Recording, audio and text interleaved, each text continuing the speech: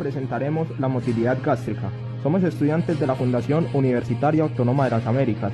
El grupo está conformado por Juanita Mora Cifuentes, Jessica Joana Castaño, Juan Felipe Aguirre y Alejandro Cano Giraldo. Introducción. El tubo digestivo es el conducto encargado del proceso que convierte químicamente los alimentos en desechos. Todo comienza en la boca, donde la masticación es el primer paso de la digestión mediante la saliva, la cual modifica los alimentos y facilita la deglución, convirtiendo el alimento en el bolo alimenticio, causando que éste se deslice a través del esófago. El bolo, al llegar al estómago, atraviesa el esfínter esofágico inferior. Ya en el estómago, exactamente en las zonas del cuerpo y el fondo, las células parietales secretan ácido clorhídrico para descomponer el bolo en forma más pequeña, pasando a ser quimo, el cual va a atravesar el esfínter pilórico, llegando al duodeno, en donde las secreciones del páncreas, vesícula biliar y hígado colaboran en la degradación del quimo en nutrientes más pequeños que se pueden absorber mediante la mucosa del intestino delgado, debido a que posee unas vellosidades por donde entran los nutrientes al torrente sanguíneo.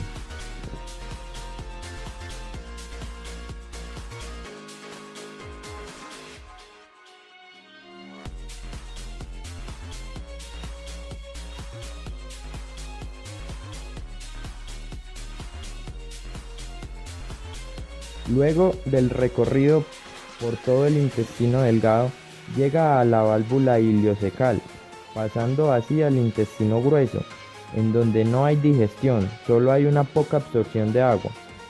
El quimo en el intestino grueso se considera desecho, el cual llega al recto y es excretado mediante los esfínteres anales interno y externo.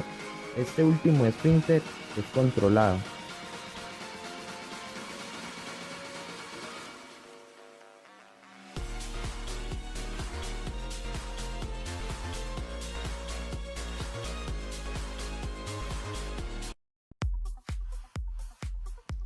La deglución.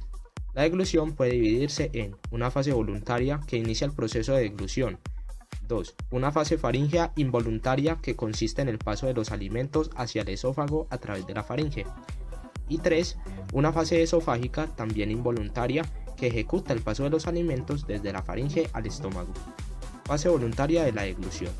La presión hacia arriba y hacia atrás de la lengua contra el paladar arrastra los alimentos y los desplaza voluntariamente en sentido posterior en dirección de la faringe. A partir de este momento no se puede detener. Fase faríngea de la deglución. Estimula las áreas epiteliales receptoras de la deglución, situadas alrededor de la entrada de la faringe y en los pilares amigdalinos. Los impulsos que salen de estas áreas llegan al tronco del encéfalo e inician una serie de contracciones automáticas de los músculos faríngeos. Estas son las siguientes. 1. El paladar blando se eleva para taponar las coanas e impedir el reflujo de los alimentos hacia las fosas nasales. 2. Las cuerdas vocales de la laringe se aproximan y los músculos del cuello tiran y desplazan hacia arriba en todo el órgano. Estas acciones, combinadas con la presencia de los ligamentos, impiden el ascenso de la epiglotis y obligan a ésta a inclinarse hacia atrás para cubrir la entrada de la laringe. Todos estos fenómenos impiden la entrada de los alimentos en la nariz y en la tráquea. La destrucción de estos pasos previamente dichos provocan asfixia. 3. Los 3 o 4 primeros centímetros de la pared muscular esofágica, una zona llamada esfínter esofágico superior o esfínter faringoesofágico, se reflejan para que los alimentos penetren y se desplazan con mayor facilidad desde la faringe posterior hacia la parte superior del esófago.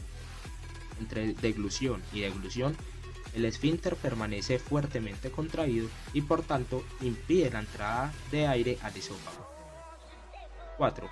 Al mismo tiempo que se eleva la laringe y se relaja el esfínter faringoesofágico, se contrae la totalidad de la musculatura faríngea, empezando por la parte superior y descendiendo en forma de onda peristáltica rápida hacia las regiones media e inferior del órgano, que impulsan los alimentos al esófago. En resumen, los mecanismos de la fase faríngea de la deglución comprenden cierre de la tráquea, apertura del esófago y una onda peristáltica rápida originada en la faringe que empuja el bolo alimenticio hacia la parte superior del esófago. Todo este proceso dura menos de 2 segundos. Control nervioso del inicio de la fase faríngea de la deglución. Si bien la zona más sensible corresponde a los pilares amigdalinos, los impulsos se transmiten de estas áreas a través de las ramas sensitivas de los nervios trigémino y glosofaríngeo hacia una región del bulbo raquídeo. El tracto solitario, o una zona íntimamente asociada con este, recibe casi todos los impulsos sensitivos de la boca. De esta forma, el inicio de las fases sucesivas del proceso de la deglución está controlado automáticamente por las áreas neuronales distribuidas por toda la sustancia reticular del bulbo y la porción inferior de la protuberancia. La duración de la totalidad del ciclo también permanece constante de una deglución a otra. Las áreas del bulbo y de la región inferior de la protuberancia que controlan la deglución reciben en conjunto el nombre de centro de deglución. Los impulsos motores procedentes de los centros de deglución que se dirigen hacia la faringe y la porción superior del esófago viajan por las pares craneales del trigémino, glosofaríngeo, vago e hipogloso. Fase esofágica de la deglución. La función primordial del esófago consiste en conducir con rapidez los alimentos desde la faringe hasta el estómago. El esófago suele desarrollar 2 tipos de movimientos peristálticos, primarios y secundarios.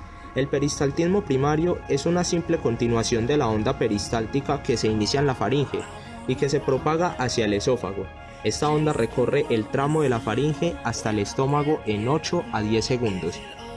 Si la onda peristáltica primaria no logra mover hasta el estómago la totalidad de alimento que ha penetrado en el esófago, se producirán ondas peristaltismo secundarios, debidas a la distensión de las paredes esofágicas provocadas por los alimentos retenidos.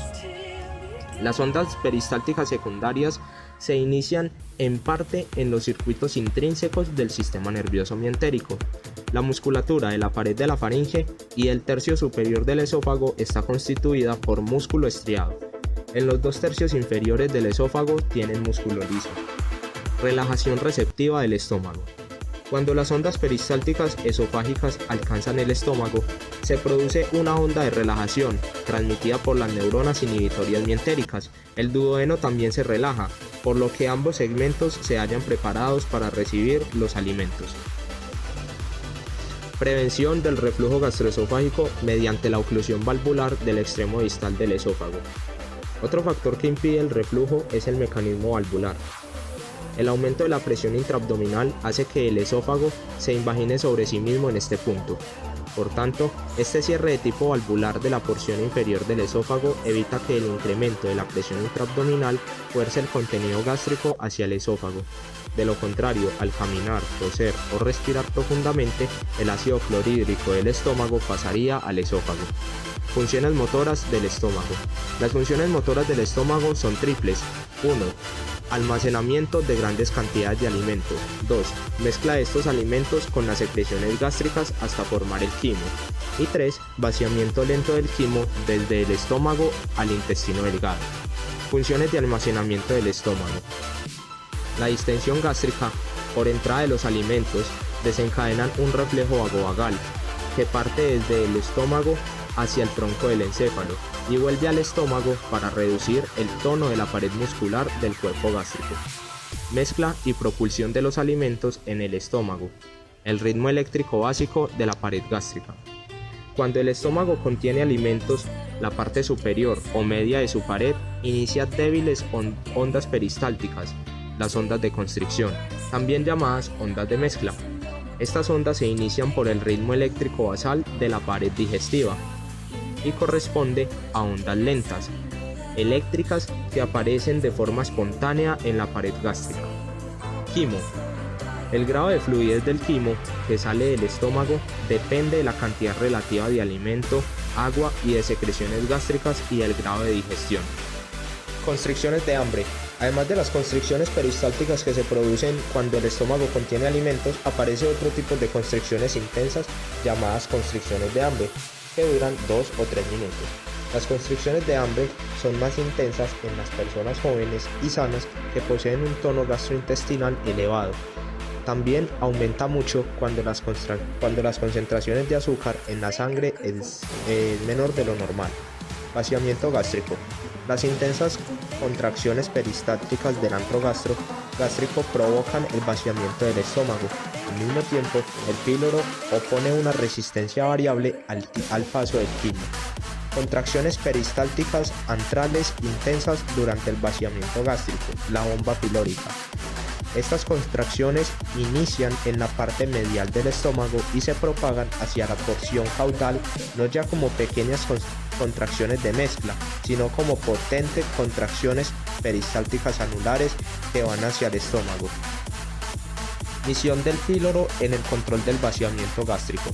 El píloro suele abrirse lo suficiente como para que el agua y otros líquidos salgan con facilidad del estómago al duodeno.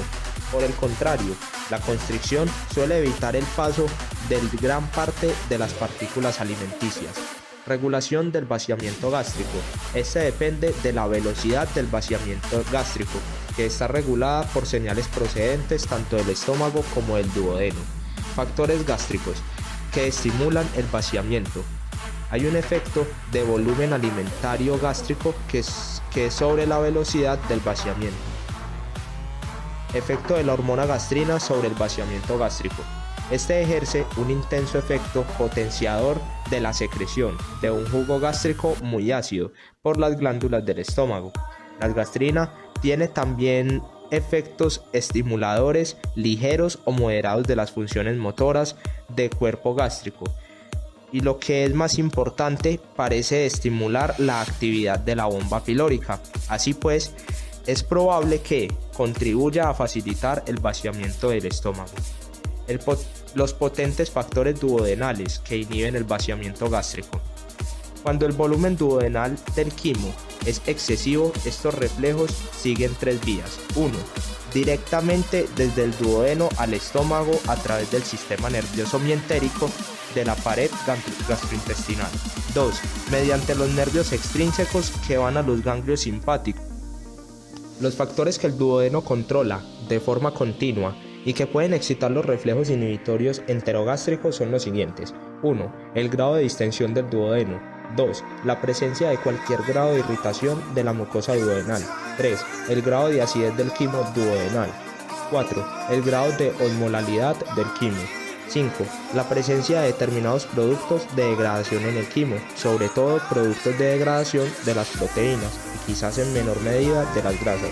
Los reflejos inhibitorios enterogástricos son sensibles a la presencia de irritantes y ácidos en el quimo duodenal. Se activan enérgicamente en tan solo 30 segundos. Por ejemplo, siempre que el pH del quimo duodenal desciende por debajo de 3.5 a 4, los reflejos suelen bloquear la llegada de nuevos contenidos ácidos procedentes del estómago, hasta que el jugo pancreático y otras secreciones consiguen neutralizar el quimo duodenal. Es probable que el control más importante del vaciamiento gástrico resida en las señales inhibitorias de retroalimentación del duodeno, que comprenden los reflejos de retroalimentación inhibidores del sistema nervioso enterogástrico y de retroalimentación inhibidores hormonal por la colecistocinina. Estos dos mecanismos de retroalimentación inhibidora actúan para reducir la velocidad del vaciamiento cuando 1. Existe una cantidad demasiado grande de quimo en el intestino delgado, o 2. El quimo es demasiado ácido, contiene una cantidad excesiva de proteínas o de grasa no procesada y resulta irritante. De esta manera, la velocidad del vaciamiento gástrico está limitada por la cantidad de quimo que es capaz de procesar el intestino delgado.